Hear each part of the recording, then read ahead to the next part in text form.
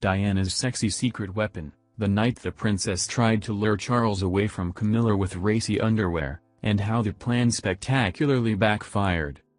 Richard K., the writer who knew Diana best, and his colleague Geoffrey Levy bring you the full untold story of Diana and Camilla's bitter rivalry.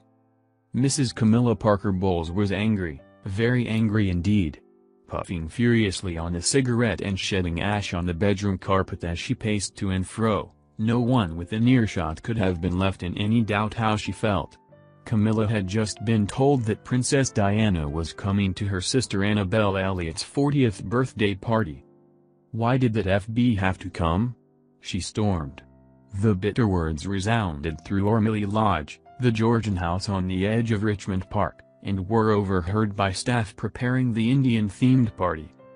It was being hosted by Annabel's close friend, Lady Annabel Goldsmith, at that time the wife of tycoon Sir James, owner of the lodge.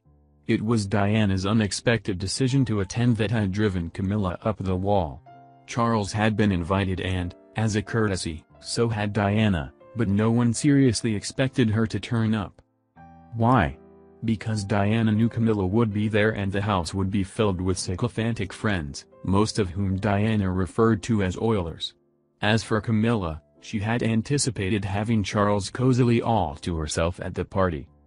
The year was 1989, a mere 8 years after that glorious wedding at St. Paul's Cathedral, but a world away from all the optimism and hope that had radiated from the bride and groom. Behind palace doors, the magic of the fairy tale summer's day had long since dissipated, though, as yet, the public knew little of this. Outwardly the prince and princess, with their 2 young sons William and Harry, seemed happy. In reality, as the world would learn soon enough, the marriage was in disarray. Charles had rekindled his lifelong passion for Camilla, and Diana had found consolation in the arms of cavalryman James Hewitt. What astonished Charles's friends who were in on the secret of what the French call un amour fou, an insane love, was how openly proprietorial Mrs. Parker Bowles was becoming with the prince, and all while still married herself to Guards Officer Andrew Parker Bowles. Her expletive-ridden outburst that February night as she changed in one of Lady Annabel's bedrooms came just before 100 guests began arriving for the party in Ormeley Lodge's spacious basement, where 10 tables for 10 were being set. It was to be the opening scene for an extraordinary encounter between the mistress and the wife, one that has been gossiped about ever since. Now, having spoken to figures who were there and pieced together the chain of events leading up to the confrontation, we can reveal exactly what did happen that party night, the night Diana was forced to realize that her marriage had died. She knew she had not been expected to accept the invitation, but late in the day had made up her mind to go because of her frustration at how the older woman was taking her place at the prince's side. Not tonight, she told herself. The truth of that confrontation as Diana faced Mrs. Parker Bowles is far more nuanced than just an explosive exchange between 2 women who saw each other as rivals. In reality, this was the night Diana hoped to win her husband back. Her plan was not to challenge Camilla but simply to outdazzle her rival. She and Charles no longer shared a bed, by this time they had not slept together for years. As we have learned, that night Diana laid her plans with exquisite precision.